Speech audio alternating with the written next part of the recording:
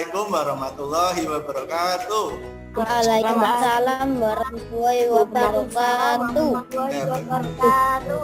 Ya. Selamat pagi anak-anakku semua. Pagi. Bagaimana kabarnya hari ini? Alhamdulillah baik. Alhamdulillah baik. Ya. Oh ya, baik semua ya. Alhamdulillah murid-murid Pak Guru sehat semua ya. Semoga selalu diberi kesehatan oleh Allah Subhanahu wa taala agar selalu bisa menjalankan aktivitas ya dan selalu bisa belajar ya. Semangat. Ngomong-ngomong hari ini yang tidak masuk siapa? Coba Pak Guru absen ya. Nurul Hadir. Gisya hadir. Biar berkah, biar lancar ya pembelajaran kita hari ini. Mari kita berdoa dulu. Coba berdoa dipimpin oleh Dinhas. Berdoa mulai. Selesai. Alhamdulillah dengan berdoa ya kegiatan belajar hari ini semoga dilancarkan oleh Allah Subhanahu wa taala ya. Baiklah anak-anakku, untuk mengawali kegiatan belajar hari ini mari kita nyanyi dulu ya, nyanyikan lagu nasional. Halo halo Bandung ya. Ya, bisa nyalakan mikrofonnya semua ya. Kita nyanyi bareng-bareng. Siap. Halo Halo Bandung. kota keriangan. Halo Bandung, kota kenang-kenangan. Ya, sebelum masuk ke materi ya, kita yel-yel dulu ya. Ya, siap, mulai. Stiba.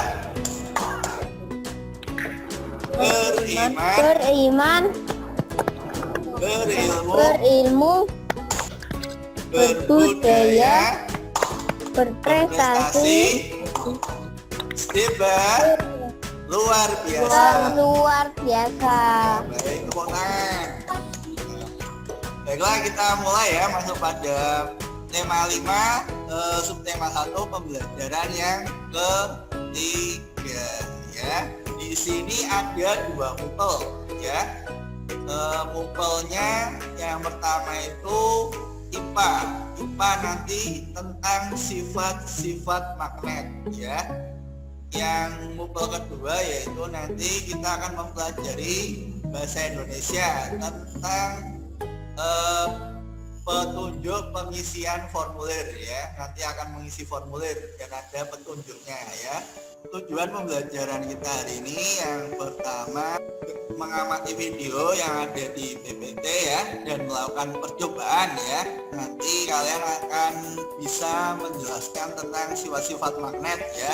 Yang keempat dengan membaca petunjuk dan contoh teks nanti kalian mampu menyajikan hasil pengamatan tentang komponen ya, tujuan dan manfaat teks formulir dalam kehidupan sehari-hari ya. Baik, kita masuk ke materi yang pertama ya. Di arena pameran negara-negara ASEAN ya yang kemarin ya, terdapat beberapa usaha kecil yang menjual cendera mata ya. Salah satunya adalah cendera mata dari bahan magnet ya. Nah, ini bentuk beberapa cendera mata. Supaya lebih paham, mari kita simak video berikut bersama-sama.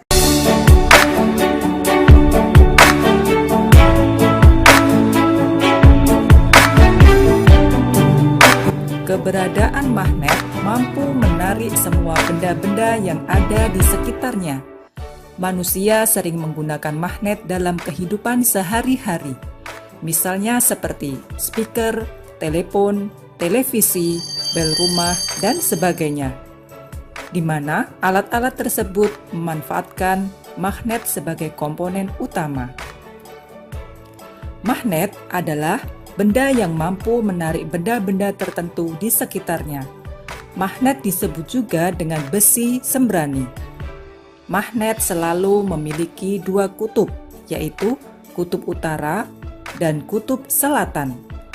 Walaupun magnet itu dipotong-potong, potongan magnet kecil tersebut akan tetap memiliki dua kutub. Setiap magnet memiliki sifat kemagnetan. Kemagnetan adalah kemampuan benda tersebut untuk menarik benda-benda tertentu di sekitarnya. Kekuatan tarik-menarik benda-benda tertentu disebut dengan gaya magnet. Magnet dapat menarik benda lain.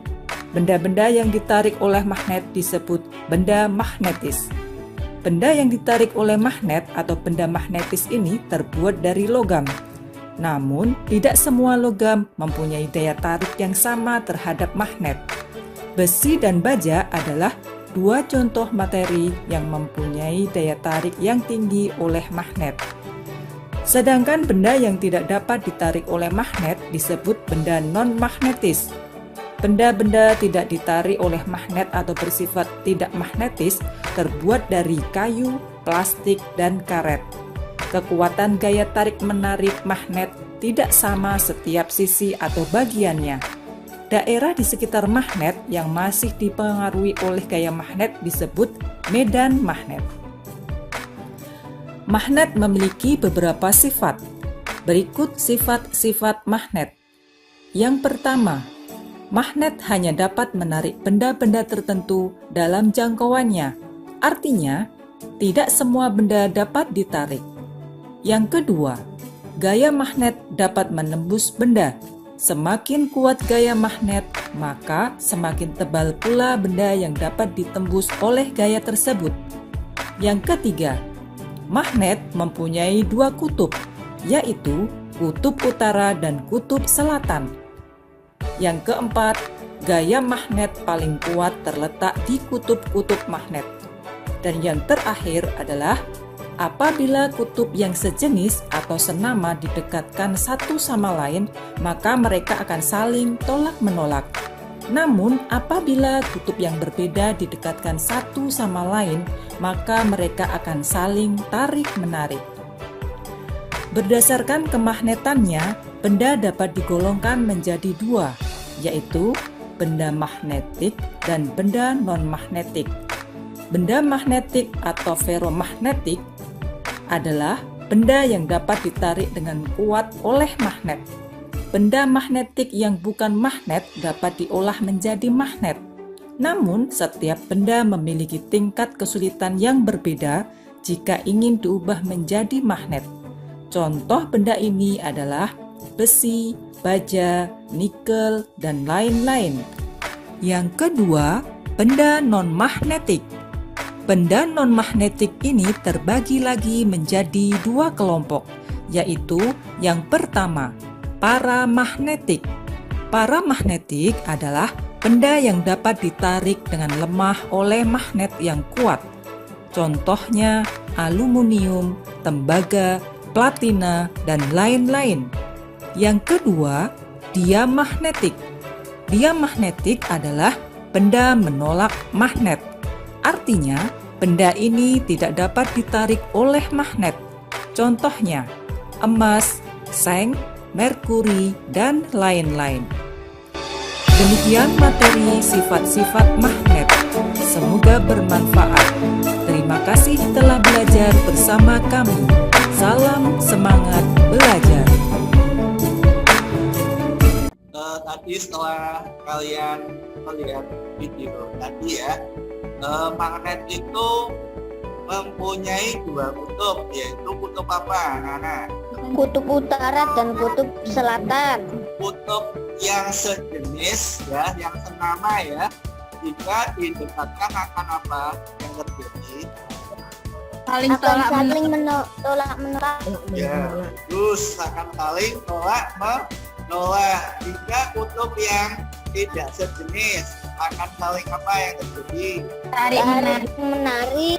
Sekarang kamu akan melakukan percobaan ya tentang sifat-sifat magnet ya yang ada di LKPD. Pak Guru kasih waktu 20 menit. Silakan percobaan dimulai dari sekarang. Jenis bahan besi. 2. Penjepit kertas. Tertarik jenis bahan besi. 3. Pensil tidak tertarik jenis bahan kayu. Silakan nomor 1 yang mau menjawab, nyalakan mikrofonnya. Ayo. Pak. Siapa? Saya Pak. Imam Bahtiar, Pak. Benda-benda apa saja yang dapat ditarik oleh magnet? 1. Peniti. 2. Penjepit kertas. 3. Jarum jahit. 4. Paku. Ya, bagus. Tepuk tangan buat si Bahtiar ya. Coba Nurul simpulkan hasil dari percobaanmu tadi. Benda-benda yang dapat tertarik oleh antara lain jarum, seng, klip, dan paku. Benda-benda tersebut terbuat dari jenis bahan besi dan baja. Benda-benda yang tidak dapat ditarik oleh magnet antara lain panci, benang, plastik, kertas, kayu, kain, kaca, dan daun. Sekarang kita lanjutkan lagi ya ke materi berikutnya. Kalian cermati ya videonya agar mendapatkan informasi ya, tentang formulir.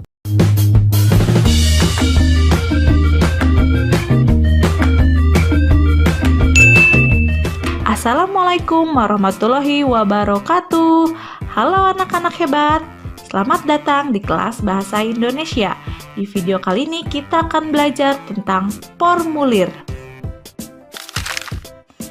Pernahkah kalian melihat sebuah formulir?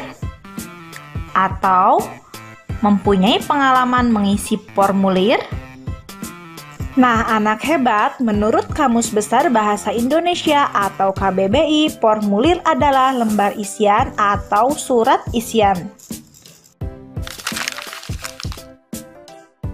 Formulir merupakan alat untuk merekam atau mendapatkan informasi, berisi identitas diri atau hal lain sesuai keperluan orang yang bersangkutan.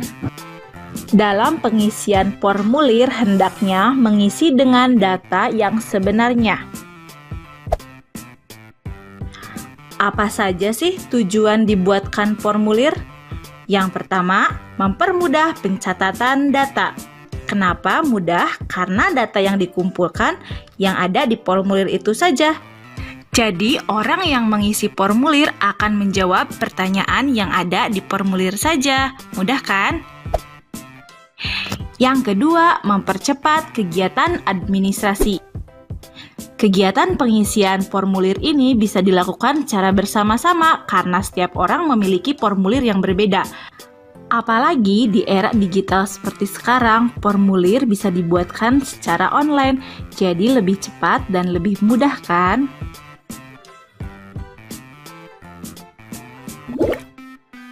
Tiga, mendapatkan data yang akurat. Hal ini bisa dilakukan karena yang mengisi adalah orang-orang yang bersangkutan, sehingga data yang diisi sesuai dengan data yang sebenarnya.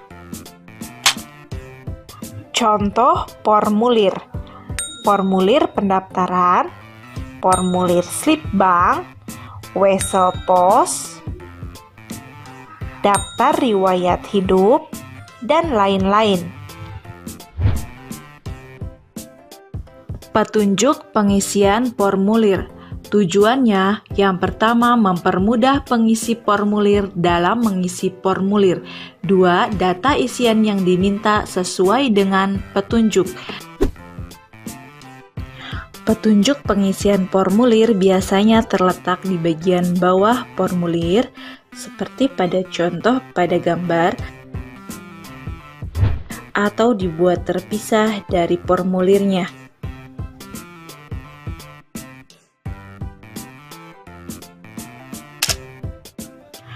Membuat formulir. Langkah-langkah membuat formulir yaitu: 1. Menentukan tujuan formulir dibuat. Misalkan untuk pendaftaran klub sahabat pena atau pendaftaran siswa sekolah atau lainnya.